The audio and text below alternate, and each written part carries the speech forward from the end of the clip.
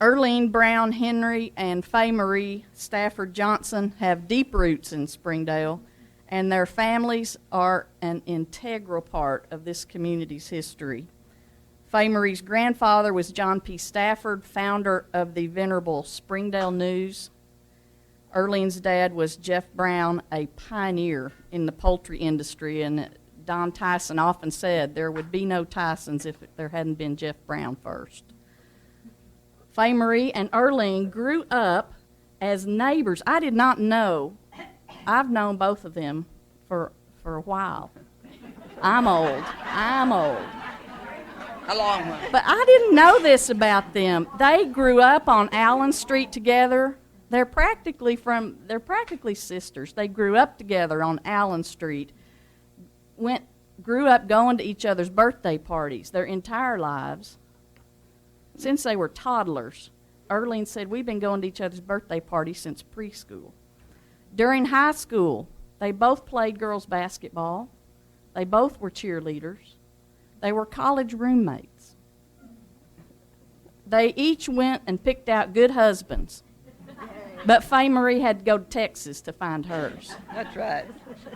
Their husbands, Pat Henry and Bob Johnson, are fast friends. Their friendship is so deep. They had 4 daughters. They had daughters all between them. Pat and Earlene had 4. Faye Marie had 3. And they're all stair-stepped. They're none of them the same age, right? But this is just an amazing testimony of friendship between these two families. They also have deep roots in Springdale's First United Methodist Church, and that's why they're here today. We asked them to come and share some of their personal memories and some history of the church. And when I say personal, you'll see things in here that are physically tied to the church and to these families, and that's not because they're touting themselves, because they are very humble people, but because we asked them to talk about their families in relation to the church history. Personal memories and church history of a lifetime, of 2 lifetimes. Please join me in welcoming Earlene Brown Henry and Faye Marie Stafford Johnson.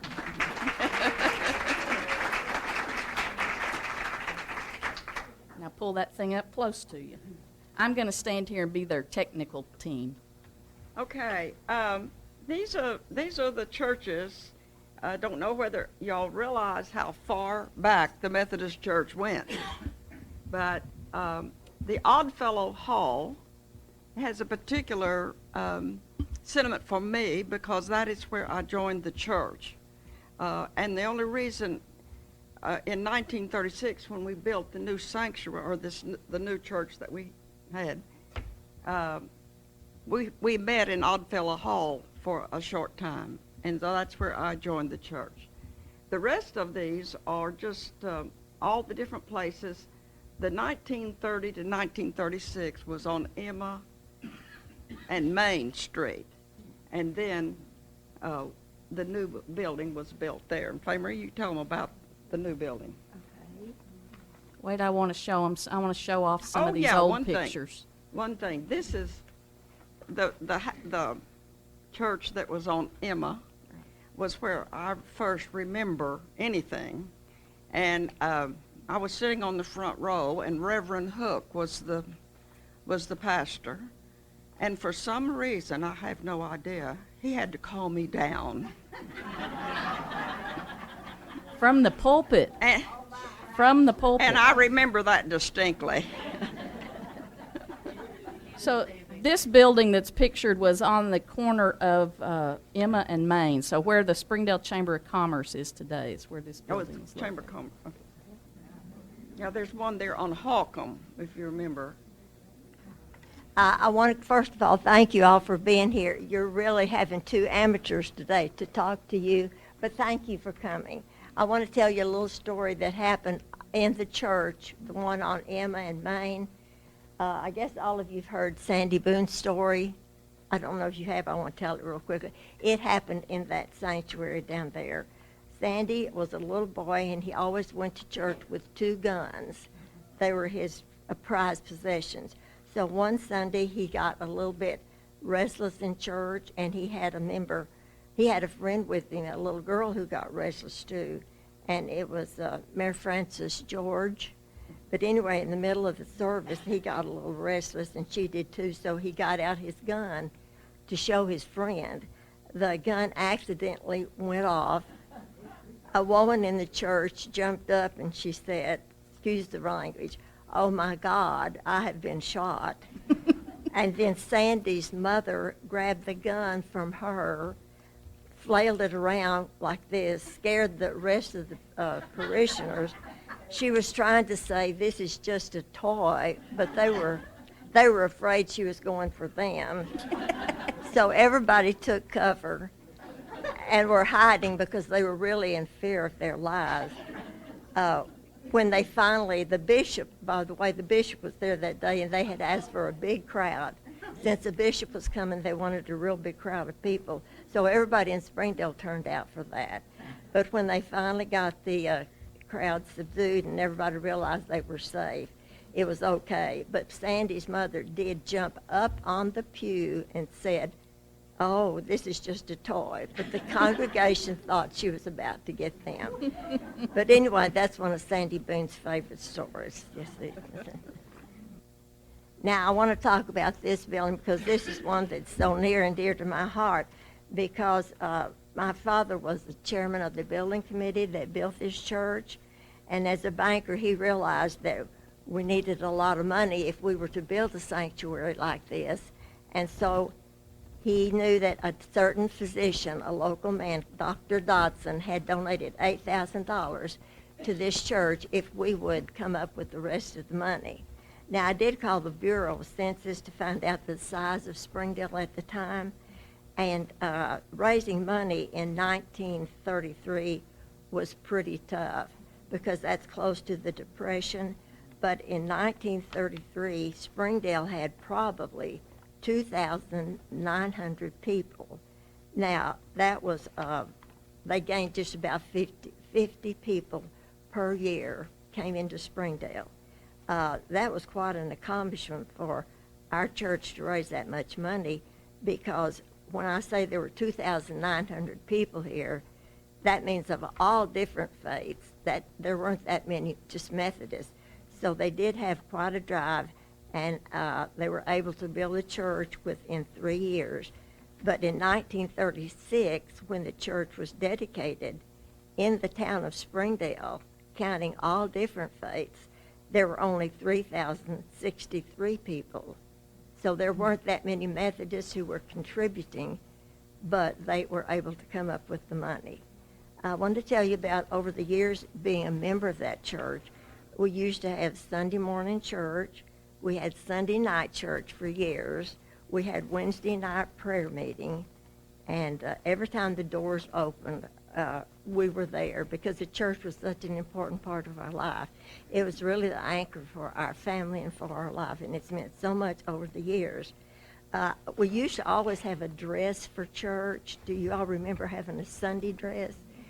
We never wore it anywhere else but to church on Sunday. It was a special dress. We never wore it to school, never wore anything else. I remember on Saturdays at our family, I had an older brother and a younger sister, so there were 5 of us. We would line up our shoes at the house. We would all polish our shoes on Saturday so they would look well on Sunday. And Sunday, when we left the house, Daddy would give us a little money for our collection. I don't remember whether it was a nickel or a dime or what it was, but we took our collection. I do remember one little tragedy I had. One Easter, I think I was in the primary department. I had a new Easter suit, and I was so proud of that suit. It was a little beige suit. I remember what it looked like. Had a matching hat and a matching purse, and we stood up to sing in Sunday school. And believe it or not, I was kind of a sensitive child at the time. But anyway, I pulled up my arm, and my prize tag was hanging off. I was pretty devastated about that. But this church, as you see it, when it was built in 1936, with a lot of sacrifice on the part of a lot of people, cost $25,000. Now, if you look at this picture in the back, do you see the White House in the back? That was the parsonage. Churches used to always provide the preachers with a parsonage, and that's where the preachers lived. It was a beautiful two-story building. In the back behind it, you can't see it, but there was a tennis court, and this is just a little aside information I want to give you. I think I'm right. Gay Seibert met Jim Seibert there. That's where their relationship started. And the thing is, Gay was a Methodist.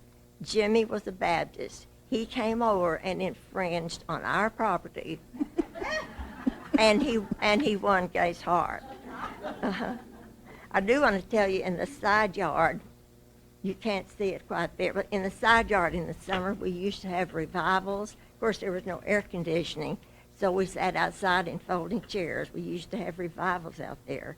Later on, that was changed so that the Kimbrough Education Building was built there. And then behind that, there was Ivy Hall added later. But anyway, in the parsonage upstairs, we did this one time have Sunday school classes, and there was a group there called the Builders. And when Bob and I moved to Springdale back from Dallas again, we joined that class. And it was a very great class. But it was, Curtis Harner has a story about it, that if the teacher of our class happened to be a good-sized person and walked across the floor would creak. And we would wonder, is that floor really going to hold us? We were there for a number of years. Now, I want Earlene to tell you who formed the Builders class. Well, first of all, on the parsonage, when George and Doris Ivy came, and you may remember them, they were living in this old parsonage, and it had a light bulb that hung down. You know, it was just really, really bad. So Doris, being very smart, and has a dinner party, and she invites Joe Steele and John Tyson for dinner. And when Joe sits down, his chair breaks. So for some reason, right after that, they got a new parsonage. And this is the group. If you see Bob and Lillian Moore, he was a banker. Then you see Joe and Gretchen Steele, and John and Helen Tyson, and that is George Ivy and Doris Ivy, and that's my parents' mother, and Jeff Brown and Anna. Oh yeah, that's me playing the piano. I forgot about that. But anyway, I just thought she was really brilliant to do that with the parsonage. And I guess on the next thing was the Builders. The Builders, the people that started the Builders class. Okay, the Builders class is the oldest Sunday school class in our church. Wait, bring us up to speed with this photo first, this picture. Okay, all right. See, So that's what the church looks like today, correct? That's the church that we have today. Yeah. Pretty close. Yeah, that's the church that we have today, and it was built during the tenure of Joe Taylor. I believe he was with us 15 years, and that's the church we have today. It seats 650 people, and one of the things that was so great about Joe's tenure was that was the beginning of our Bread of Life program, which we're going to talk about just a little bit later. And the new building, what impresses me, that the way the architect married the old and new buildings together. That's a beautiful, beautiful style. Yes. We just wanted to show you what people used to look like when they came to church, how they dressed up. Notice the women with all their hats. Yes. Actually, there have been Methodists in this area since 1850, but our first church building, a place where they could come together and congregate, didn't happen until 1872. When the Builders class formed, we began to have a party at Christmas time for the Golden Age group. Somehow or other, you know what? We're in the Golden Age group now. Nobody's having a party for us. But you can see the Builders class is all back behind there, all in there, and of course all this other is the Golden Age group. And we had a good time doing that every year. And the builders class was formed by 4 couples. And that was Jim and Reba Chain, Robbie and Shannon Doss, and Beth and Oscar Kimbrough, and Earlene and Pat. And Beth and I are the only 2 that are left in that group. That's just another picture of another time when we had this Golden Age group. I know that Mr. and Miss Moss were in there. And my grandmother's there, Miss A. Backus. Miss A. Backus. I remember Mrs. V. Price and Florence Brooks. Lillian Holt. Lillian Holt. I want to talk a little bit more about the builders class. This is a rather recent picture, and we are the older group now, but it's been a very supportive group, and Bob and I have been there in that group about 60 years, and we love every member of that group. We did have some activities over the years. We used to have a living nativity scene, which we had on the side yard, and I want to read what Jim Ritter wrote some time ago about this program. At Christmas time in 1955, the builders class presented a live nativity scene on the east lawn of the church. The scene was presented each night from 6:30 to 8:30 during the week before Christmas. Approximately 50 members of the class participated. One of the major problems was having the animals on the scene each night and keeping them quiet. We had the sheep brought in from a farm each night. I lived near the church at that time, so I kept the donkey in my garage. I kept the donkey there for a week. Needless to say, it was a happy Christmas day for me when we finally gave up the nativity scene. This is KK, and I don't know how many of you remember KK, but she was a very... She's on the right. Is that KK? Yes, that's KK. She was a very important member of our church because she kept all of our children. And she also kept them at home when we needed to go to circle or whatever. And she charged 35 cents an hour. And then that is Mrs. Pauline Brown. And she helped KK a lot. But she lived up on the corner of 71B, and Johnson, 71B and Johnson, and she was just a very important part of our life. One of the things that I was going to tell y'all, trying to get, 4 little girls to church and trying to find socks got to be such a chore that Pat went out and bought $15 worth of white socks. It just made me so mad. Just so we would have matching socks for every day. And I would like to add that when Miss Kay kept our children, it was 35 cents an hour, no matter how many children you had. We first looked at this picture. Faye Marie, her immediate response was, "We couldn't have gone to church if it hadn't been for KK." That's right. We couldn't have been able to listen to the sermon. Right. What was KK's name? Mrs. Joe Kay. Joe Kay. I don't even know. What was her first name? Macy. Okay. Now this is when we got to burn the mortgage on this that was built, and it was given. The Tysons decided to pay off the mortgage to honor John and Helen Tyson, who had been killed in that train crash.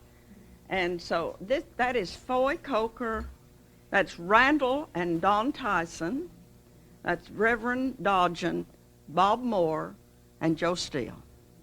And I thought that was really neat because I had really forgotten that had happened. We're back to the sanctuary now, and built in 1936.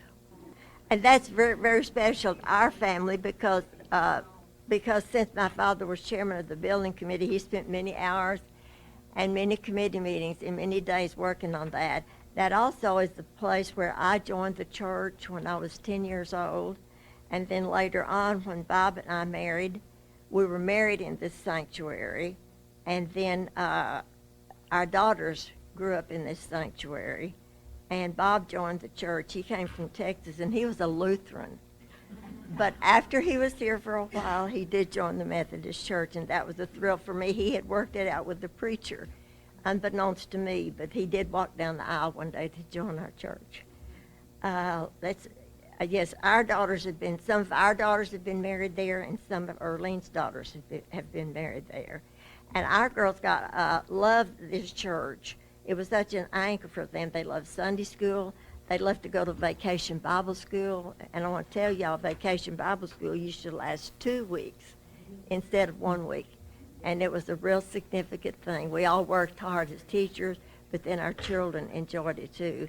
And Opal Dodson, who was such a mainstay of our church for so many years, she and I had the experience of crawling under the pews one day to retrieve a little boy at vacation Bible school. He had not wanted to come, but his mother got him there. And Opal and I crawled through beneath several pews to retrieve this little boy. That was another joy of being in that church. Now, though this is the choir, I'm not sure what year this was. The choir was a little bit larger, but I'll quickly go over some names for some of you that might recognize. On the back row, Mr. Hammond, Scott Price, Austin Cravens, V. Price, Dupree Deaver. On the next row, I see Rachel Riggs, Florence Brooks. I'm not sure of that lady. Millie Lou Brown. I'm not sure of that lady. Miss E. Walls is on the third row coming down. Georgia May Newton, Mary Elizabeth Watts, Lit Brown, and I'm not sure of that lady. On the front row, Clara Shaw, Virginia Smith, our leader, Gertrude Kelly, Carol Clark, and I'm the last one on the right. Now, Earlene was in the choir 50 years. I don't know why she wasn't there for that picture, but she was in there a long, long time. I do want to tell you a little story about Clara Shaw, who was our organist for years. In 1913, and that's going back pretty far, a pianist was needed for the First Methodist Church. Somebody said, we could get that little Ewald girl, but she's only 16 years old and might not stay with us very long. Well, to make a long story short, we did get the little Ewald girl, who is Mrs. Clara Shaw, and she stayed with us for 55 years. Wow. Clara began in 1913 as an unpaid volunteer.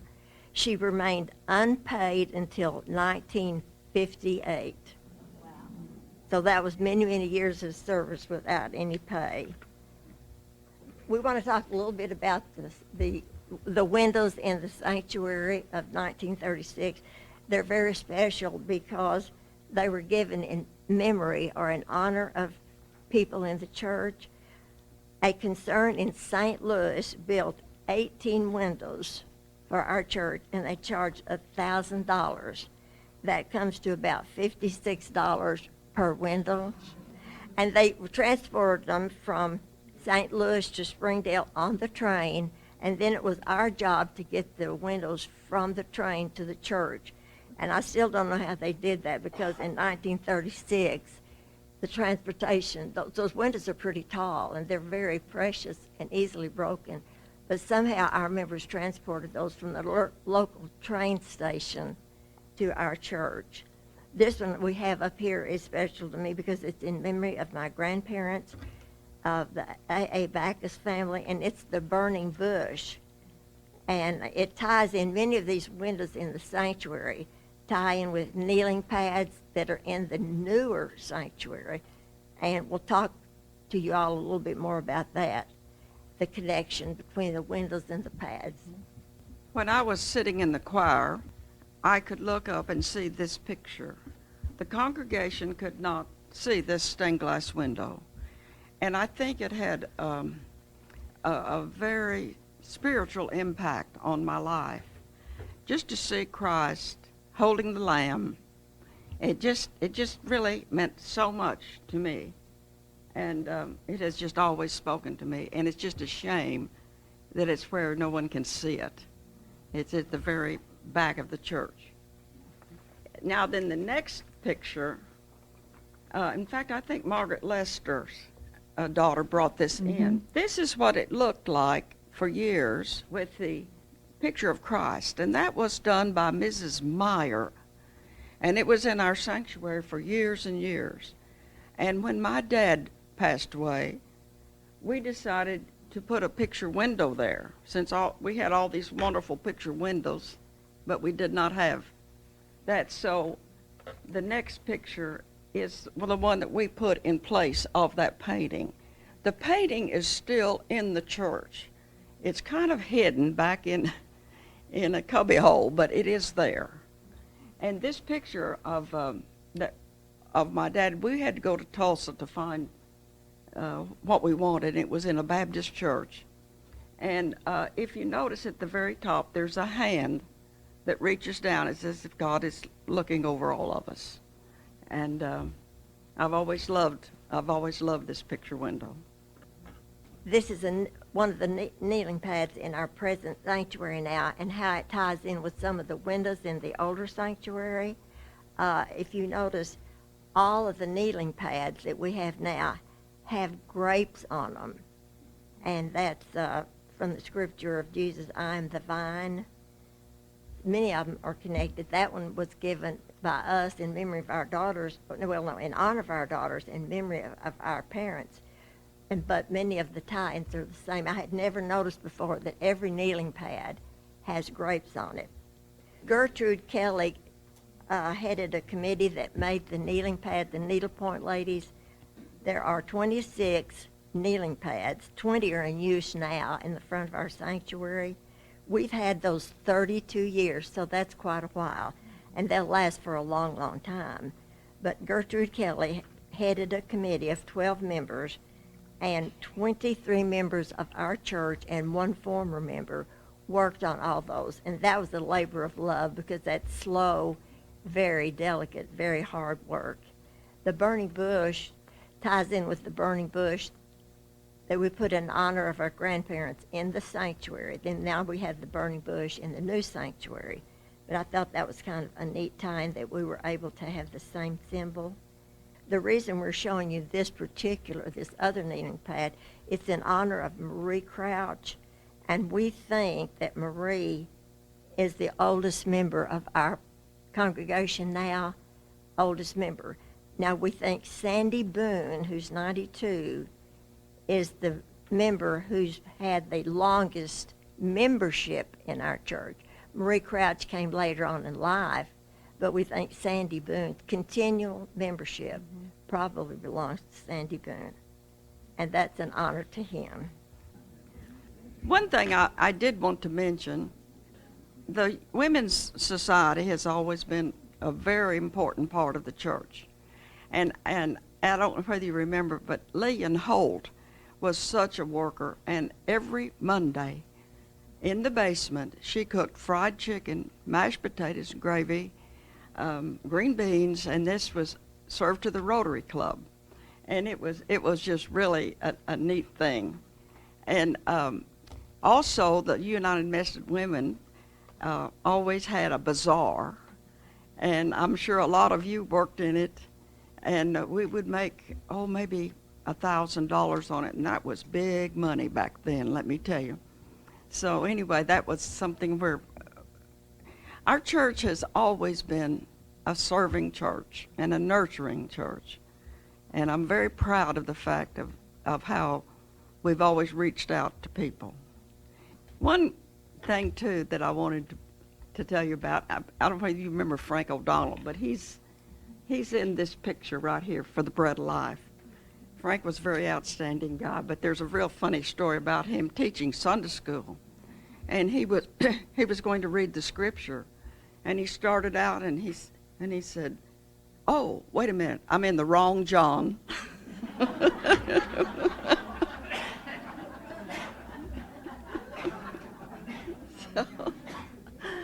But anyway, when the Bread of Life came along, and this was when Joe Taylor was here, and Chris Calhoun decided we needed more outreach in our church. And this is when the Bread of Life began. And we began in the basement of the old church, not the new one, but down in that old basement. And these are really the committee that started the Bread of Life. It was just a wonderful, wonderful group of women. The outreach, I really think this was a turning point in our church when we really began to reach out to the community. And our church began to grow, and it has continued to grow.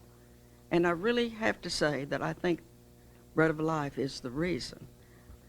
Well, I'm going to close up with what I have to say right here. But to begin with, thank you all for coming. I told Earlene today, I said, let's not worry about this program. Don't get nervous. We're just going to be talking to some of our friends. So that's the way we've looked at this. I just think we've come a long way in the growth of our church, and it's meant so much to me and to my family. And it's kind of hard to believe, but I want to summarize just a little bit. Since 1872, we have been in 6 different buildings. We have had 41 pastors in 125 years, and there came a time when we needed to have associate pastors. Today, our membership is over 3,000, and when I checked with the office this morning, I asked about how large our staff is, and our full-time ministry staff is 18. Now, that doesn't count custodians, nursery, daycare, or youth interns. But our hope for the future is that this church will mean as much to the young people who are out there today as it has meant to us. And we owe so much to our ancestors, and I hope that we leave an impression with others. So maybe we have helped some of them along the way.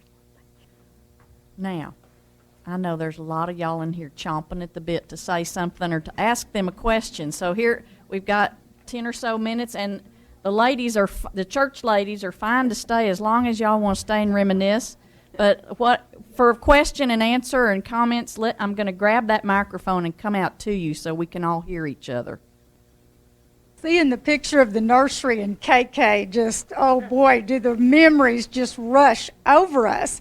I don't know how many kids were in the nursery. When you're little, it seems the space is vast and the numbers are massive, and I don't know how many there were. But there was a separate room with cribs, and if she told you to take a nap, you took a nap. You didn't buck KK. And she carried a yardstick around, and that was the convincing stick. And if she told you to do something, you did it because you would get a swat with the yardstick, though I don't recall that happening, not that I might not have needed it. But she just kept everything was in order, and she kept everyone on Sunday evenings from like age 6 or 7 till you were just too ashamed to go in there anymore, down to the tiniest tots. I mean, she just had it all under control. And another funny thing I recall is Mother taught, I think it was like the kindergarten class or the 4s and 5s or something at one point, and the ladies all wore hats to church every Sunday. And they asked us, Mother came home and said they have asked us to remove our hats or not to put them on until we have finished the class because the children might perceive that as we were getting ready to leave. And that they wanted us to feel comfortable that we were there for the duration of the class. And I've never forgotten that. So, Questions? Anybody have a question? Oh, Mayor, I knew you'd have something to say, too. Stand up. I haven't lived in Springdale my whole life. I married a Baptist. I belong to the Christian church. And I said, nobody's going to make a Baptist out of me. I'm already a Christian. So we agreed on joining this church when my first wife was Judy Hartman. She was raised here in Springdale. But I was, early on, I didn't know all the power people in this church because I was in Fayetteville, But early on, somebody decided I could be on a building committee, and I think it was to build this little educational wing where the little daycare thing is over there. So we had some architect we was working with, and they figured out about what it cost, and somebody called a meeting the people that were going to help finance this. So I was in this meeting, and this guy stands up and say, John and I'll give $50 a piece. And I thought, 50? I can give 50 and I'm broke all the time. Well, it turned out it was Joe Steele talking, and he had authority to commit John Tyson to give $50,000 each. But he just referred it as 50 apiece. I have memories of the choir robes, being small and those great big arms that would go around like this. And I was short, and they'd be hitting me all the time because Mother was always in the choir. And the first one I want to tell you, I don't remember, but I remember her telling the story about me. Mother was always there, and she had 4 little ones. I was the youngest. And apparently Dad couldn't keep us one night, so I was in the pew as a toddler while Mother was up there practicing, and I was rummaging in Mother's purse, and I happened to find a feminine product that looked like a wand. So I picked it up, and I was directing the choir. And she came scrambling out of that choir loft, grabbing me and taking me out of the church. Yeah. And then I also remember the day that I joined the church. And I was kind of nervous, and we were up there, and honestly, about all I remember of the class getting into the church was eating a lot of cookies and having the classes. But once we were up in front of everybody, and we had stood there, and our parents were around us, we got nervous and locked our knees. And I remember Steve Thompson fainted. And there were the choir robes over him like this, trying to come out, and I was petrified. And it was fun. I loved the church. It meant so much to me in many, many ways and for many, many years. Thank you, all of you, for playing a huge part in my life. You're all very, very special to me. What else? Since she mentioned Steve Thompson, I'm Steve Thompson's mother. And to tell you a little bit about why he fainted, actually he had locked his legs for so long, and they were baptized and received into the church alphabetically. So Thompson was way down at the end, and George Ivy was the minister then. And just as he got to Steve and started to lay his hand on his head, it looked like he shoved him because Steve fainted. So we always tease George Ivy about not really wanting our child. What else? Historically, do y'all all sit in the same pews every Sunday? I think we do. In fact, when we went to the church dedicated in 1936, I don't ever remember in my life, in all the years I was there, I never sat on the right side of the church. I don't know why. It was always on the left. But now I find that we do the same thing. We have our pews, and if somebody goes in late and they're in our pews, they're in trouble even today. One of the things I remember is, and it was probably not too long after the building was built in 1936, but this preacher got on the radio, and he was upset with the Methodists, doing things that were just radical. And he said, you know what? He said, there's a church in this town, and he says, they have coffee urinals in the basement.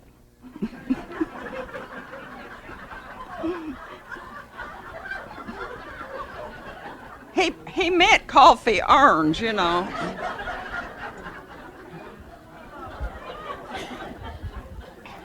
Oh, my.